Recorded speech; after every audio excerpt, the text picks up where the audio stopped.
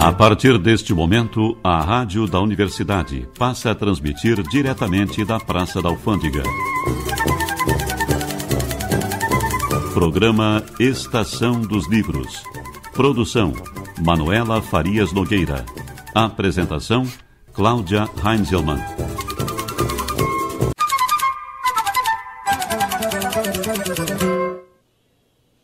6h27. O programa Estação dos Livros segue agora e nós vamos falar um pouco de cinema. O cinema expressionista alemão, 1895-1945. E um dos autores é o Marcelo Tadwald.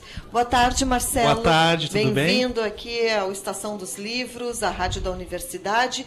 E eu gostaria de começar te perguntando, o cinema expressionista alemão, ou o expressionismo alemão, ele pode ser definido como um gênero ou ele é uma corrente estética? Na verdade, o cinema expressionista é uma soma, né, de tendências artísticas que estavam rolando na Europa em geral, né, o cinema ainda, essa arte sequencial começando, sendo ainda muito experimental, e o teatro que era o grande lazer assim, né, da população em geral. E o cinema vem com uma nova proposta, então ele aproveita essa expertise toda, né, de artistas, de produtores, principalmente do pessoal do teatro. Ele vai somando essas linguagens todas, né? Então daria para se dizer que sim, ele acaba catalisando um pouco, né, todos esses movimentos artísticos do período. E o que te levou a escrever um livro sobre exatamente o cinema expressionista alemão? Sabe que essa história é bem curiosa, assim, porque na verdade a gente não estuda cinema, não somos historiadores também, nós só amamos, né, a história e o cinema. E, na verdade, a gênese desse livro foi uma disciplina de graduação. Eu e o meu colega que escreveu comigo, o Daniel, nós fizemos Ciências Sociais na URGS, depois mestrado, etc. E, no período da graduação, nós fizemos uma cadeira de História. E ela tratava mais ou menos desse período, final do século XIX, o início do XX e até a Segunda Guerra, era o recorte.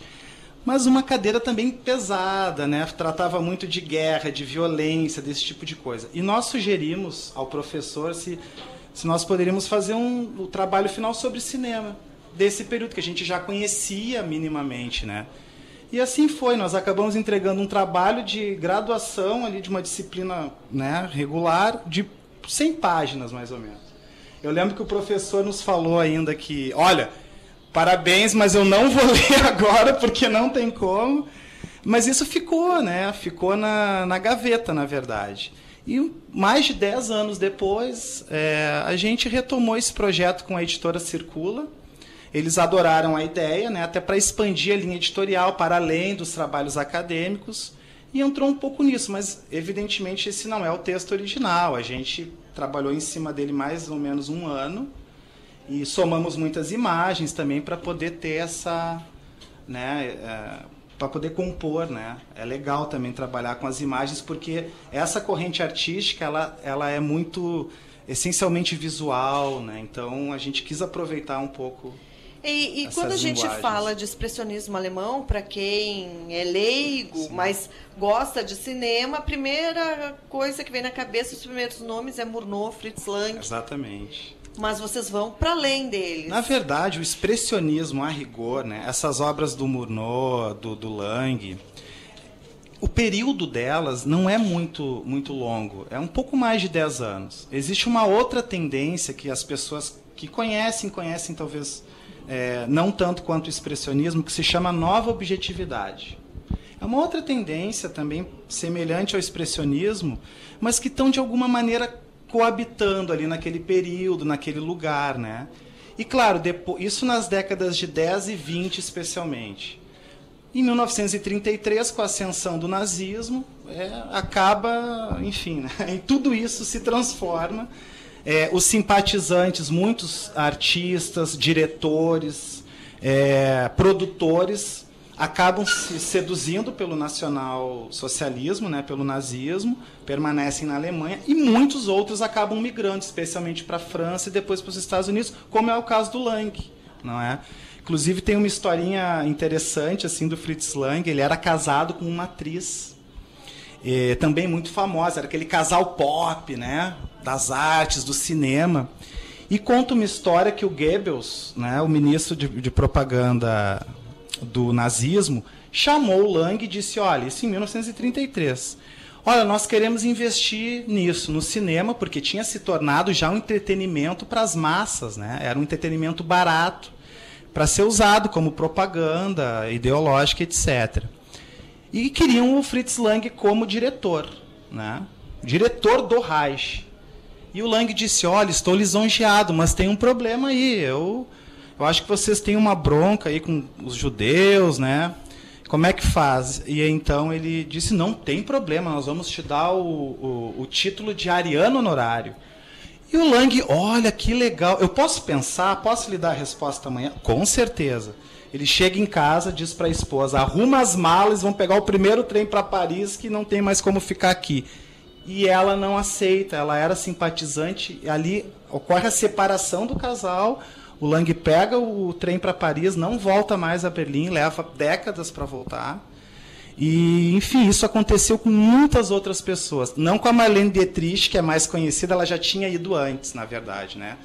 Um pouquinho antes. Mas isso aconteceu, então, muito também desse cinema internacional, hollywoodiano, etc., tem muita relação com essa expertise toda, né? Especialmente alemã, não só, mas especialmente que migrou.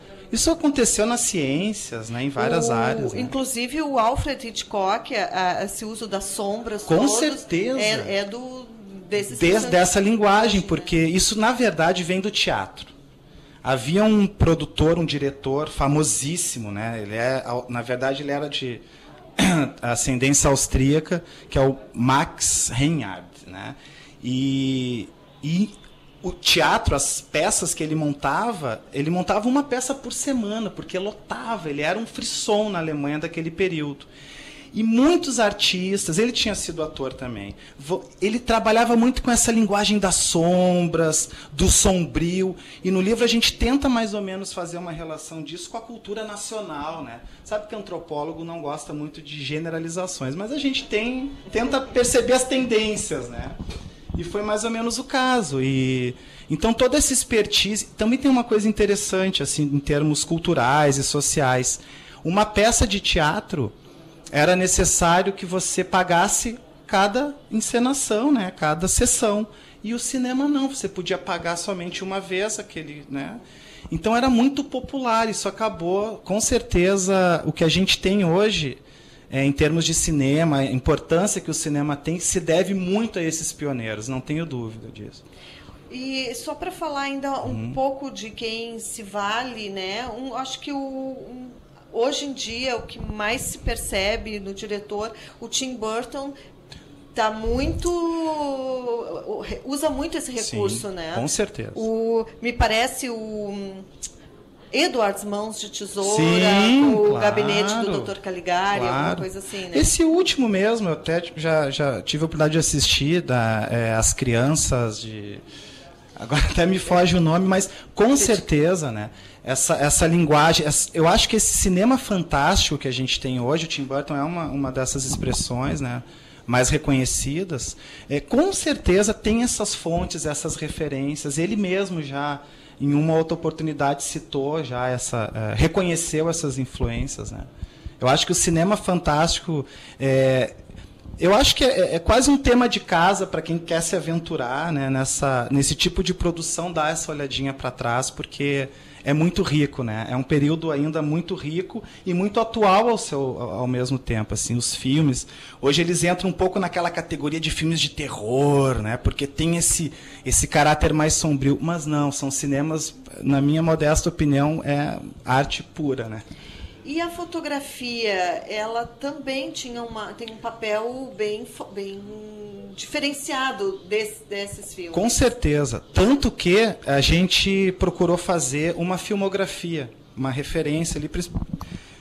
Esse livro também é uma coisa importante. Ele precede o YouTube, ele precede, né, esses acessos. A gente, na época, tinha que percorrer as videolocadoras mais obscuras de Porto Alegre para encontrar algumas dessas obras, né? Então, quando a gente fez a filmografia, levantou esses dados, a gente viu a importância como é que diz? O operador da câmera, ele era um artista à parte.